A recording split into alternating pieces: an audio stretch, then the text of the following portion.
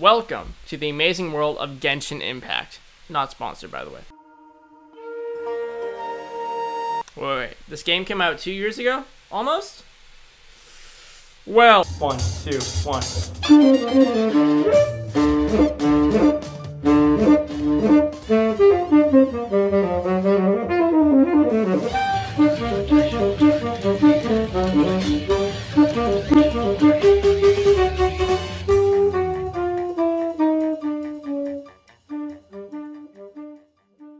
Genshin Impact is an open-world action RPG that is made up of 8 separate regions, but all in the world of Teyvat. But before you get confused, before you click off, only 3 of them are playable as of now, so there's no need to worry. Genshin may seem confusing at first glance, but I hope that this video helps you better understand and enjoy this amazing game.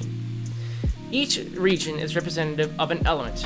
To compare it to the real world, the elements are Anemo, wind; Geo, rock or ground; Electro, electricity, of course; Dendro, grass; Hydro, water; Pyro, fire; and Cryo, ice. The 8th region, Kynria, is shrouded in mystery. No one really knows anything about it, and that's your whole point of the story. Mondstadt is a city of freedom, the nation under the purview of Anemo.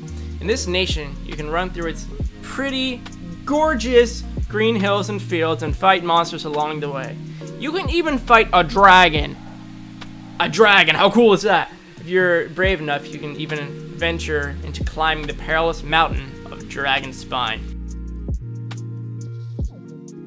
Liyue is a city of contracts under the purview of the element Geo. Liyue is a vast nation, much larger than Mondstadt. This nation is home to my favorite character, as well as many others. However, only the truly adventurous will venture into the chasm, an area that was recently opened up, and only the truly brave will dive into its underground area. Inazuma is the city of eternity, a nation that is under the rule of a cruel god, and only you are strong and brave enough to fight this cruel god. Along the way, you meet many friendly faces, many people that help you in this fight against the god, but I need to stop before I give away some of the story. Also, if you like Atlantis, Enkonami is a place for you. That is a hidden underground area of Inazuma, and it is the lost city of Enkonami. On August 24th, we will see the advent of Sumeru. This nation represents Dendro, and it is made up of a forest as well as a desert. Pretty contrasting, isn't it? But you better bet your butt that I'm going to cover that as soon as it comes out. Just like this video right here that I did in Inazuma that you guys should check out. A lot of people enjoyed that. Genshin Impact allows you to control 51 unique characters, and every character has a different role to play, and every character is viable. Teams are made up of 4 characters, and you have the option of picking 4 different teams at one time. But you can only have 1 character on the field at a time. On any team, you have a healer and you have a DPS. DPS means damage per second, or basically the main attacker. This typically goes to your favorite character. Some characters, like Yaimiko and Fischl, can deal damage while they're not on the field. As you can see by that. And my Fischl might be a little bit too strong. Other characters, such as Eula Lawrence, can only deal damage while they're on the field. Hence, the term on-field DPS. The healer is a character in your party that, heals your team. Pretty self-explanatory. 1 extra item is the shielder, and some characters can create a shield, like Xingyan here.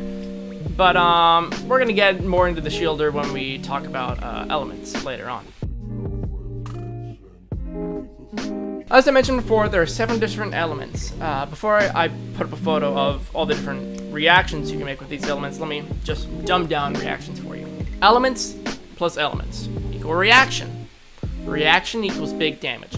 Bigger reaction equals bigger damage. It really isn't that hard once you think about it. But if you're interested, here's a photo. I'm not going to go in depth on any of these because it would be much too confusing. But I will talk about Anemo and Geo, who have unique reactions. Oh no! With Anemo, you can create the swirl reaction, and like the name says, you basically just swirl the elements. So if I hit this guy, see how it just gives a bonus damage of that element. And these guys are immune because they're animo slime, so they're immune to their own element. With Geo, you can create the reaction Crystallize. So if I get this guy with one element, then I hit him with Geo, it pops out a low gem right here, and that gives me a shield. And this is where the role of the shielder comes in. And like I said, a lot of characters can make their own shield, and that's totally fine, but you know, the element also gives you shields. Not every team needs a shielder, but it is nice. If you are curious, here are the other reactions that I don't want to go in depth on. Here's Hydro Pyro, called Vaporize. Here is Hydro Electro, called Electro Charge. What's nice about that is it hits twice.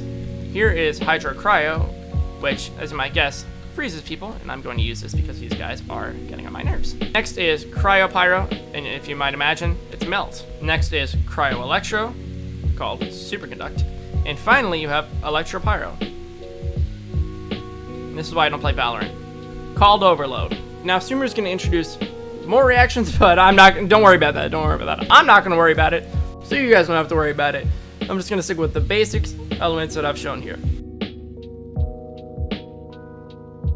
When fighting in Genshin, you have an option of 3 different types of attacks you can do. It is that fire everywhere.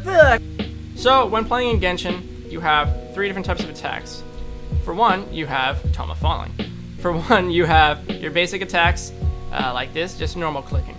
For 2, you have your skill, which for Toma gives him a little bit of a shield, but for Hazo, you can hold it, and it gives you a big punch. And finally, you have your ultimate ability, and now that has to be charged. So you have these guys, their Q down in the bottom right corner is small. It's not filled up all the way, but for Barbara, her Q, she hits it, that's her ultimate ability.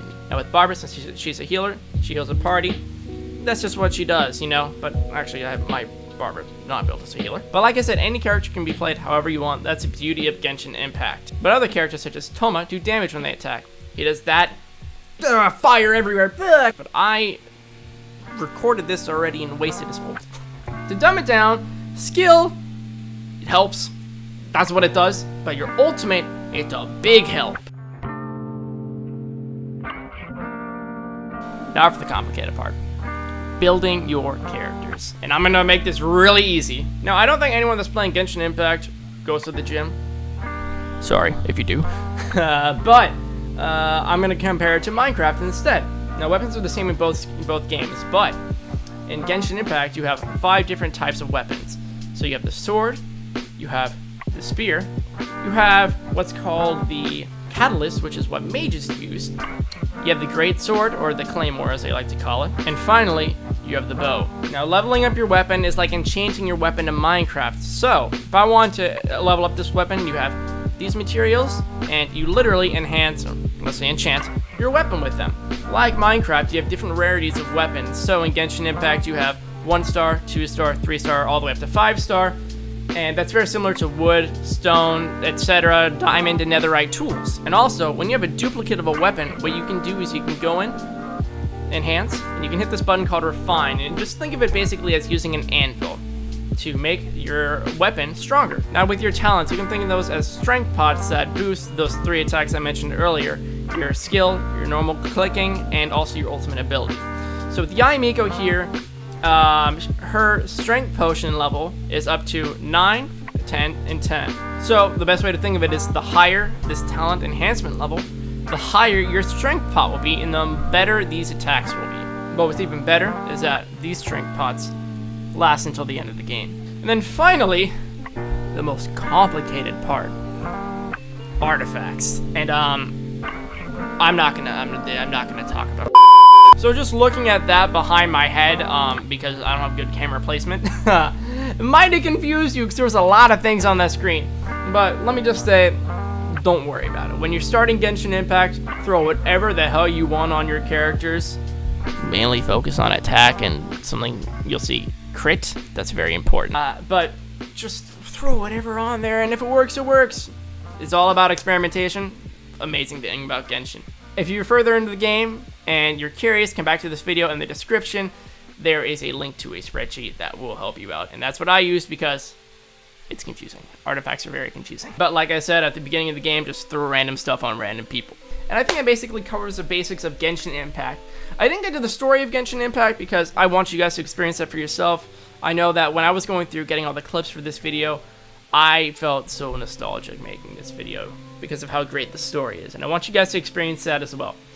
And I know I got confusing at the end when I talked about artifacts, talents, all of that stuff, but I hope I eased you into it. It really is an amazing game, and my final bit of advice is stay off of Twitter when it comes to this fandom. As well as like TikTok, it's like, Instagram's good, YouTube's fine, Twitch is fine, but there's always those in the fandom that'll want to drag down how the community itself looks. My Hero Academia is a perfect example of that if you guys know anime. Like I said, I hope you guys enjoyed the video. Don't forget to check back on August 24th when Sumeru is finally released, and I will definitely do a video on that, just like I did on the Inazuma one. And if you like, don't forget to leave a like and subscribe for more gaming content. I post at least once, mostly twice a week, and I will see you all later, Saxies.